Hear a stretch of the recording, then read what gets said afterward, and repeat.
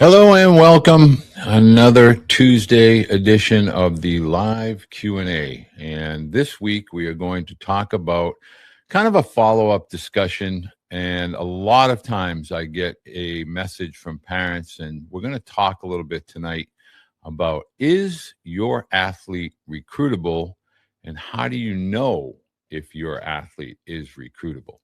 But first, I want to say thank you. We have another winner for our Pocket Path toolkit, I call it. It's a individual package from Pocket Path, whether it's an older throwing athlete or a younger throwing athlete. The younger throwing athletes, anywhere from 3 all the way up to 7, can get the rookie Pocket Path. And what Pocket Path does is it's a throwing tool that helps with arm efficiency. It builds correct muscle memory for all throwing athletes, whether they're pitchers, infielders, outfielders, and even catchers. So all you have to do to enter into the contest is to make sure you comment on tonight's video, engage with tonight's video, and you will be entered into the free Pocket Path packet that is given to a lucky recipient, Trevor Walter from Mississippi. Last week's winner. Maybe you will be this week's winner. Just comment, and then I will select from all of the comments in tonight's video and make sure that you get your Pocket Path or rookie Pocket Path, and it will be on its way this week. Now, parents, let's be honest. I want to make sure that we're all being candid, and that is, you have spent a lot of time, more importantly, a lot of money. And you have done so with regard to summer ball, with regard to lessons, possibly tournaments, entry fees, travel expenses, and obviously showcases, all with the hopes with your student athlete becoming a college caliber student athlete. Well, I took the time over the last week to reach out to college coaches. And again, I'll make sure that I show you, just this one right here. And the question that I asked was, what makes a student athlete at the high school level recruitable? And I got good long answers. I got short, sweet answers. But I asked them to name 2 traits over and above skill set. So if we're all being equal, and what are some of the really clear-cut areas when they're out recruiting that capture a coach's attention? And so what I want to make sure that we do before we move forward is, if this is the type of topic that you like, I want to know about that, because I really want to make these Q&As live and up to date. So I would love for you immediately, before we even get started, to do 3 things. 1, find your way to YouTube. Make sure you hit subscribe. Most of the people that watch the videos are not subscribers. And why does that matter? Well, it helps with the algorithm. And the more people that are subscribed, and oh, by the way, it's free, the more that the content gets pushed out to people just like you that may have interest with regard to becoming a college caliber student athlete. Next, engage with the video. Leave a question, leave a comment. Obviously, hitting a thumbs up and the notification bell, that's going to help. Well, let's start with the first topic of discussion.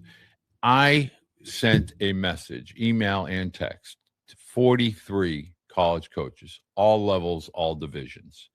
And right out of the gate, I can tell you the vast majority of college coaches, what they're looking for right out of the gate, and I would consider this to be their number 1 response, and that is competitiveness.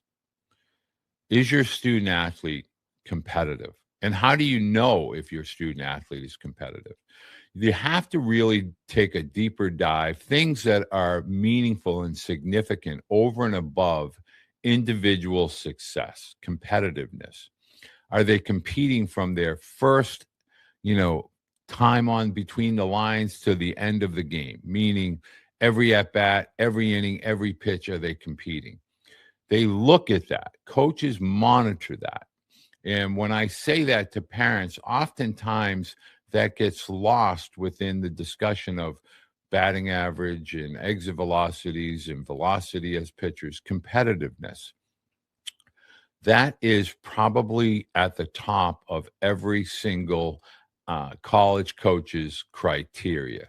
Are they mentally mature enough to compete even when they're having a tough day, even after they've made a mistake or an error? I made a post this past weekend with regard to simple post, really, but it's caught the ire of a lot of adults. And that is, when an athlete is 2 for 4 and maybe they, had a Texas leaguer or a swinging bunt, and they have a couple of knocks in the book, hits in the book, okay, they're thinking positively. But when they're 0 for 4, but they've made, good contact, good ball strike, maybe they've moved runners, but in the book they're 0 for 4, are they still competing? That was the emphasis of the post, but a lot of parents are looking at it from a whole different perspective. And this ties into that topic. The world we live in with regard to game changer and statistics and all of this other, when I say it's meaningless, I try to get parents to understand, of course, batting average is a good quantifier. Of course, when a pitcher is striking a lot of guys, athletes out, is a quantifier. But at the end of the day, it's all about that level of competition. Who did you, go 2 for 4 against? Who are you striking out? What's that level of competition? Meaning, competitiveness is paramount. It is really just a tick beyond ability, because ability at the high school level often ties in with our next topic, which is projectability. And so, is your student athlete, are they projectable? Meaning, is there still areas of growth ahead? And how far away is that projectability? Is it, just a few pounds away? And this is really where I want parents to dig in and kind of listen to what I'm saying. If your student athlete is a junior or a senior, and let's say they're 6'2", and they're 155 to 170 or 175, which is about the norm for a lot of senior student athletes that may not have had the time in the weight room. So now we're talking about projectability is a couple years away. It's going to take an athlete, at least a couple years with regard to caloric intake and strength training and understanding the body and how to move weight properly for the benefit of athletic movements and explosive movements. Whereas if a student athlete is 6'1", 6'2", maybe 6'3", and they're 185, 195, okay, that athlete is a little bit closer with regard to projectability. And, really that's important when it comes to evaluation of ability. And ability is measured, and I'm going to get to that in a little bit about some of these measurements that we don't really understand fully. But understand that your athlete at an older age, meaning that junior and senior window when college coaches are truly evaluating, you have to understand statistically your athlete could be superior in a lot of ways. But from a physicality perspective, they may not be a student athlete that a college coach can envision helping their programs on an immediate basis. And so let's break that down for 1 second. At the Division I and Division II level, where we have roster caps, Division I 34, Division II 36. Okay, so when we're out and we're looking at high school athletes, and high school athlete A has really strong metrics, but physically they're undersized. And I don't mean height, I mean strength. projectability, physicality. But athlete B has just slightly under, the athletic success, whether it's the batting average, the exit velocity, the metrics, but they're physically more mature, or you can easily tell that that athlete has been in the weight room. Then the athlete that's been in the weight room that has some measure of readiness with regard to physicality, they are going to get the opportunity from a recruiting perspective. Now, I see a lot of things coming in here, and that forces me to put my spectacles on, and I want to make sure we get everybody's question. And I really want to be able to get you to understand, and yes, I'm going to objective. You parents, we need to be objective. And what we need to understand is we need to remove the levels and the divisions. Meaning, let's not worry about, is your student athlete a Division I, a Division II, a Division III, an NCAA, an NAIA, or even a JUCO? Because really, everything that I'm discussing with you, I've asked all levels of college: NCAA Division I, II, and III, NAIA Division I, JUCO coaches, whether that's at Blinn, whether that's LSU Eunice, whether that's at Northern Essex, they all are looking for athletes that have obviously been putting in the work as high school athletes. That tells them that that athlete has a routine, that has a discipline, that has an understanding of time management. And that is really critical with regard to becoming a recruitable student athlete. Now, next on this list is makeup. Now, when I say makeup, a lot of parents are thinking, well, aren't you talking about competitiveness? No, because surprisingly, a lot of coaches that I spoke with really want to talk about the maturation, the heart, the mindset as a teammate. Do they fit within the culture? Because in today's world, we have a lot of transactions. It's very transient, meaning a lot of high school athletes are moving around, not only to high schools, but also summer programs. And there's not a lot of continual continuity or community, civic pride. Those things do matter, because in today's world, coaches, and I get parents, I already see a couple parents lighting up my screen. It has to be a two-way street. Coaches have to be loyal.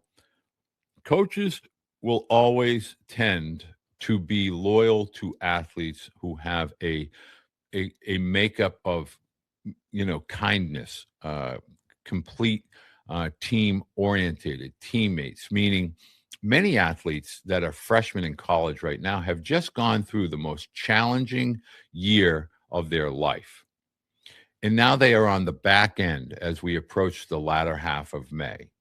And some have not played the innings that they may have hoped that they may have played, or they have not contributed the way they may have wanted to contribute. And coaches look back and say, did that student athlete show up every day? Did that student athlete, was he engaged with his teammates every day? Those things will matter.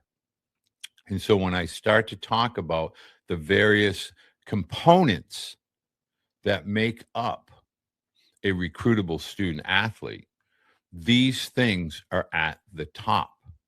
Now, let's talk a little bit about the metrics. Now, I really want to get parents to understand these are, what I call broad metrics for the majority. Does that mean there aren't going to be any outliers or people that are, physical freaks, or they do things in an unconventional capacity?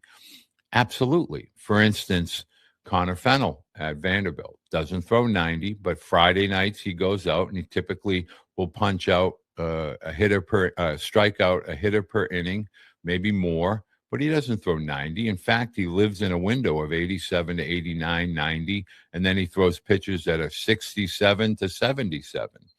So that is an outlier.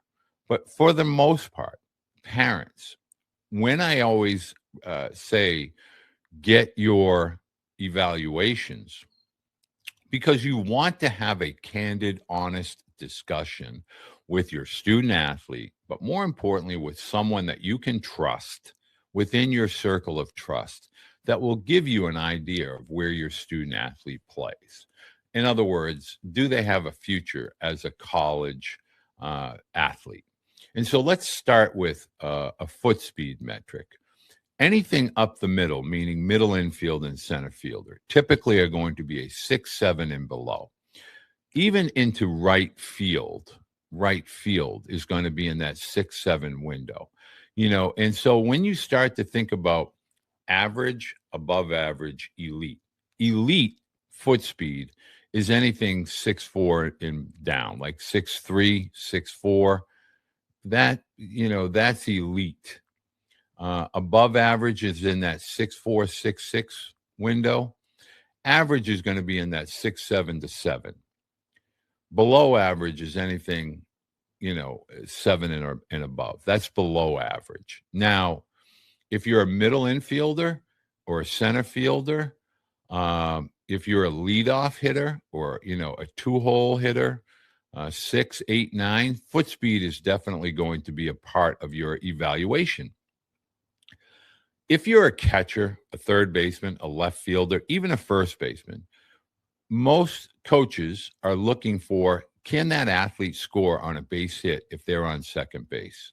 Meaning, okay, the other tools are going to matter slightly more. I just need to know that in the lineup, that foot speed is not going to cause chaos. And so anytime you're starting your recruiting, kind of evaluation metrics, that foot speed metric is going to play into those categories. Pitchers, you don't really have to worry too much about foot speed, although foot speed does play a role with regard to velocity. I'll get with that in a second.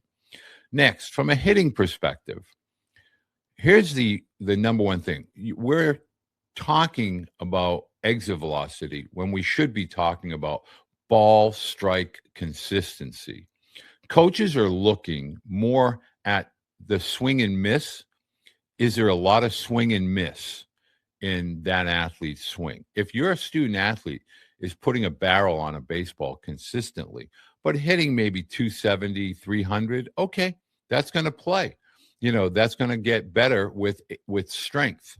But ball strike consistency is probably going to matter a tad bit more than exit velocity off of a tee. Ball strike awareness, strike zone awareness. When we're talking about hitters, we're talking about having an understanding of the strike zone, and not just any strike zone, their strike zone, meaning they know what they do well, but more importantly, they know what they don't do well, and they don't chase in that area that they don't cover extremely well.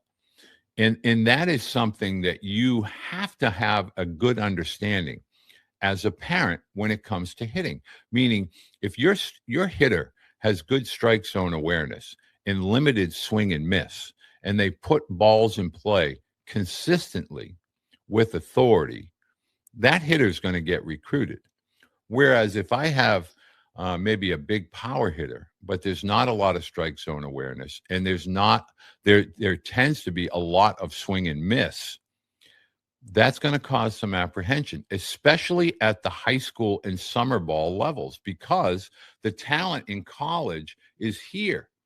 And so if we're having trouble here with strike zone awareness and there's a lot of swing and miss, there's no way that's going to be able to play at the higher levels when the pitchers are better.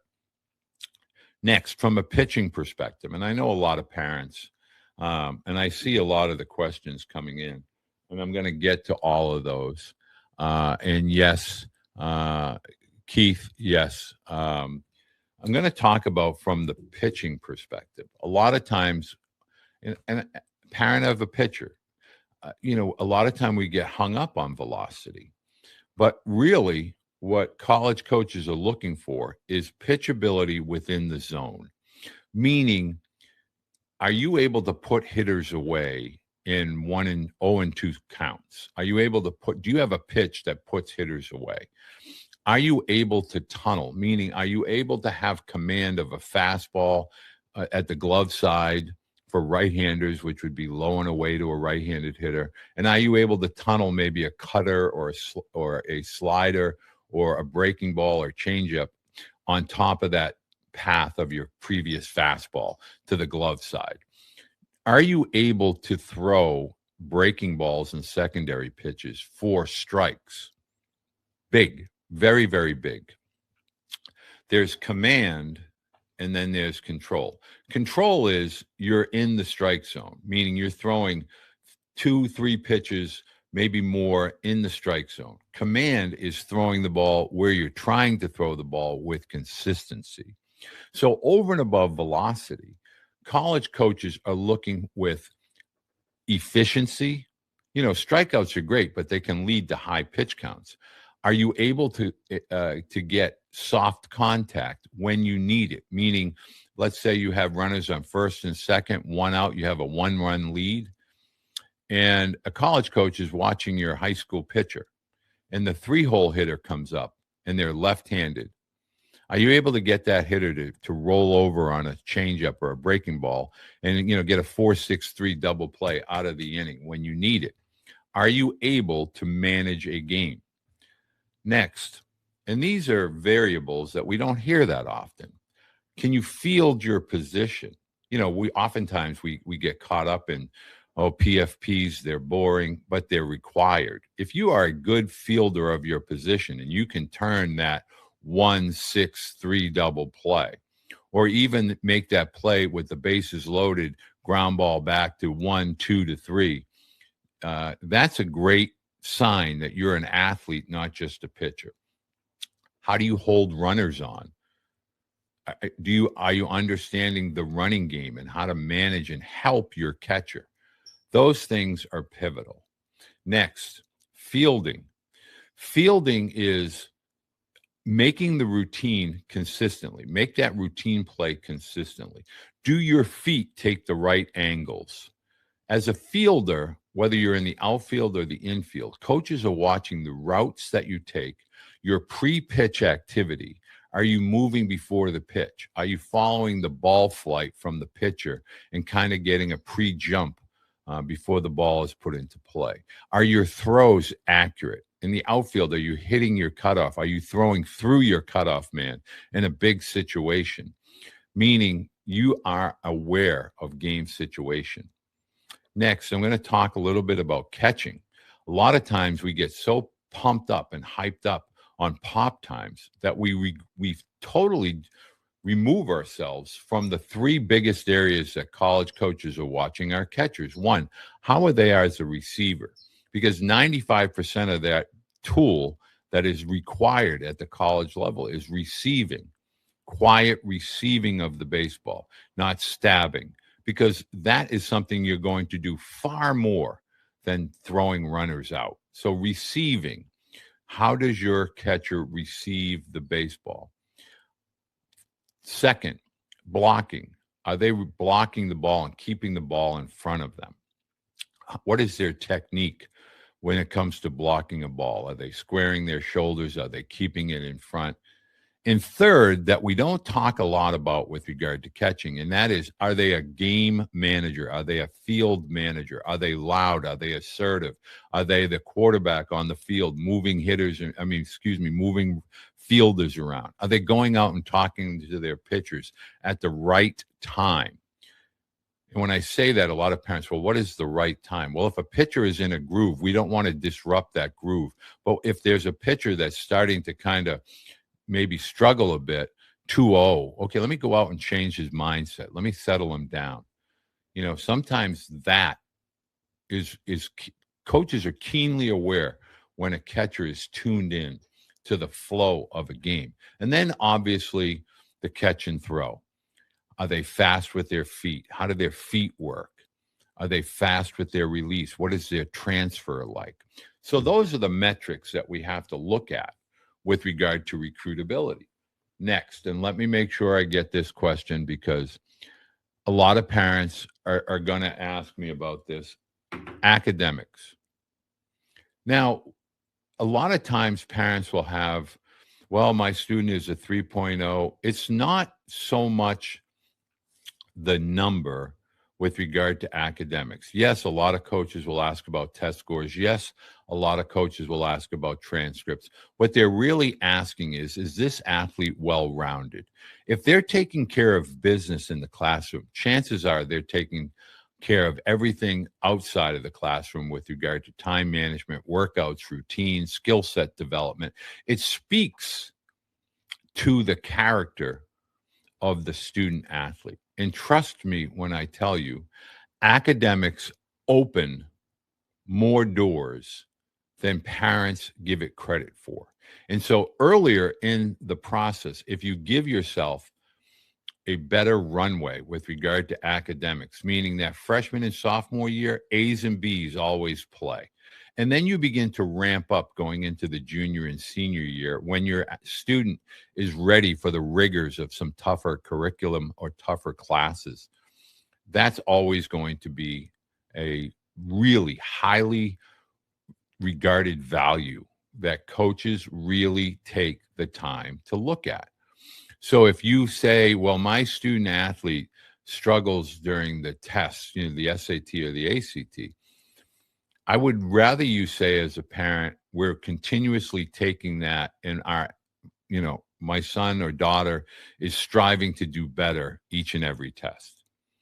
Don't build in a layer that could be perceived as an excuse. Rather, give the coach that mindset of, my son or daughter, they're always striving to become the best version of themselves. And so therefore, we're going to take those tests several more times over the course of the next 2 years. Always remember that grades, as is the body, are calling cards. They tell a coach a lot about your athlete before they even do a deep dive into your athlete. Next, level and division. In today's world, it's important for parents to understand that all levels require skill. All levels require athletes that are ready to contribute, at least within a 12 to 18-month window. And in light of the fact that we're on the cusp of a 5 and 5 years of eligibility over the course of 5 years, which I feel will make its way to other levels within the NCAA and potentially the NAIA, now more than ever, it really is incumbent upon parents to understand and prioritize those years from 8th grade in and through the junior year in high school. We should be maximizing the caloric intake strength training regimen, study habits, and grades. That's really, really key. In personal skill set development, meaning don't leave all of these, what I consider to be the real ancillary key components to recruiting, left to someone else. Take the reins as a family and as a student athlete and really get into these, be accountable for your skill set development, be accountable for your grades, be accountable for your strength training. Don't wait for someone else to create a plan or a schedule. Get proactive with regard to that. It's really, really important. All right, let me take a look here. I would say the number one mistakes that most parents make with regard to the recruiting process is they think that it's beginning early when it's actually occurring later. Meaning, a lot of parents are worried about exposure or who's watching my student athlete, as opposed to allowing student athletes to work in silence more often and not really worry about getting exposure until that junior year, that junior fall, the junior spring, and more importantly, the junior summer. going into that rising senior fall. That is when we want to hit the gas button. That is when we want to accelerate and move proactively into the recruiting. And during those earlier years, what you really want to do is have a journal and understand in that journal, I think parents should objectively begin to say, okay, academically, let's create a list of schools that we feel as a family, geographically, academically, campus size, culture, community, meaning big major metropolitan city, rural, urban, suburban type community. Create your list. Where do you really see your student athlete fitting academically, geographically? And you're going to begin to gain an awareness. Hopefully by listening to several coaches. But what you want to be able to do is you want to be able to say, okay, over the last 2 or 3 years, I've compiled the list. And then when it gets into that junior year, let's start talking about that list. Do those schools still fit academically? Do they fit geographically? More importantly, do they fit athletically? A lot of parents will fall to the, I'm seeking the Division I, because obviously a student athlete is really excited and they reach for those schools that excite them, whether it's the name of the school, the conference, the jersey, and so forth. But realistically, where are they going to go get a great college education, a good balance between academics, athletics, socially, the environment socially? Where are they going to get that really true, solid 4 or 5 years from a college experience? That's critical. And where most parents tend to get disappointed is they have begun to reach at a very late time. They're trusting the sizzle from the showcases. Oh, let's see that Division I coach there, that division coach there. What if we don't really believe that our student athlete has the Division I, whether it's academic acumen or athletic ability? What about that Division III profile? What about that NAIA school that really is affordable and offers a great academic athletic opportunity for your student athlete? It's really important to look, does junior college fit your student athlete? My oldest son benefited tremendously by attending LSU Eunice. And then he went to an NAIA school, LSU Alexandria, and had a fantastic college experience and learned under 2 great coaching staffs. Jeff Willis is far more than a baseball coach. He's a baseball mentor. He's a life mentor. And I'm extremely proud of my oldest son and his pathway. My youngest son attributed, really saw the pathway with regard to the combination of athletics and academics. And he chose Lawrence Academy, and then he, as a high school, and then ultimately chose Vanderbilt, where he has a degree and was a baseball player. And he had a phenomenal college experience. You as parents need to take an individual approach. Do not allow yourself to compare your student athlete to anyone. You know your student athlete better than anyone does. Find people that you can trust with regard to the evaluation piece, with regard to the, projectability piece, and make sure you are finding the right fit for your student athlete. Okay, we're going to wrap up here. Last couple. Let's talk about a 90-day plan. And I'm going to end on this plan.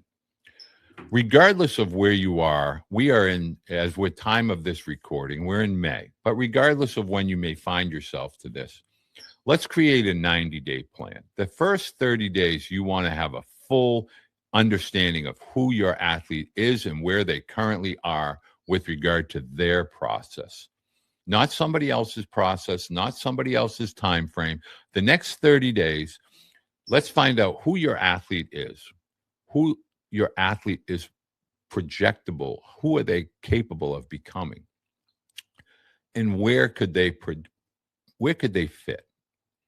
After that, now we want to make our list. The next 30 to 60 days, we want to make our list. We want to target those schools that we feel fit that evaluation, that projectability, and that really is going to take some work. Meaning, okay, for instance, you can go into the baseball blue book. This is absolutely a stone cold fact. Go into the blue book, create your profile if you haven't done so already. And in the blue book, there's a way that you can create a filter specifically for your student athlete, meaning you can put their position in, the level of college you think they're capable of fitting, the area of academic interest, meaning what majors do you think, what their current transcript looks like, and geographics. Plug it all into the filter, hit the button, and out will pop all of these schools and all of the contact information for all of those schools. And lastly, that 60 to 90 days, be proactive and email college coaches. Email, make sure your subject line is individual.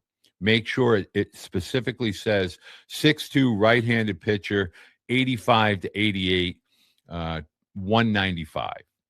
Something in that subject line that speaks to the individual. In the email, we want the transcript. We want the email to be personal. We want it to be personalized to the specific coach that you are writing to.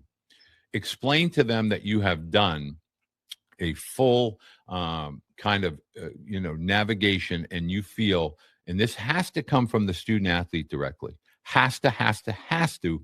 Email has to come from the student athlete, and the student athlete has to share why they think the school is a good fit athletically, academically, how they feel their skill sets can help that program, and also invite them to speak directly with the student athlete. Invite the college coach. I would love to have the opportunity to speak directly with you when your time allows, or potentially attend a upcoming camp based on your camp schedule. If you do that over the next 90 days, you will be further ahead, and you will be taking a proactive approach with regard to your student athlete's pathway. So I want to be able to say thank you to everyone that finds their way to our Tuesday night lives. I truly, truly appreciate you taking the time to join me. Please continue to send your emails and your messages, even the tough ones that call me out and we agree to disagree. That's okay. It's okay. I get a lot of people that, whether it's through social media or even here on the YouTube channel. This is what this is about, engagement. It's about talking through differences of opinions. Maybe we're all going to learn something. I learn something every day. I learn from parents. I learn from athletes. I learn from coaches. I learn from my sons.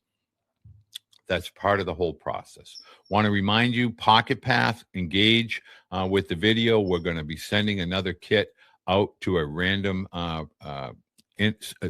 subscriber or someone that engages with the video. I will contact you directly and get your name and your address to make sure that we send this out to you. We're winding down the high school season. We're winding down the college season. We're on the cusp of summer baseball. I hope your weather is fantastic. It's finally almost springtime here in the Northeast. I hope you have a great week in baseball. If you need to reach out to me, walter@coachbeede.com. Please subscribe and engage with the video. Just engage with the video. Thumbs up, comments. Please encourage. Share this video with others that you feel may benefit from it. And until next week, I look forward to hearing from each and every one of you, and I hope you have a great week in baseball.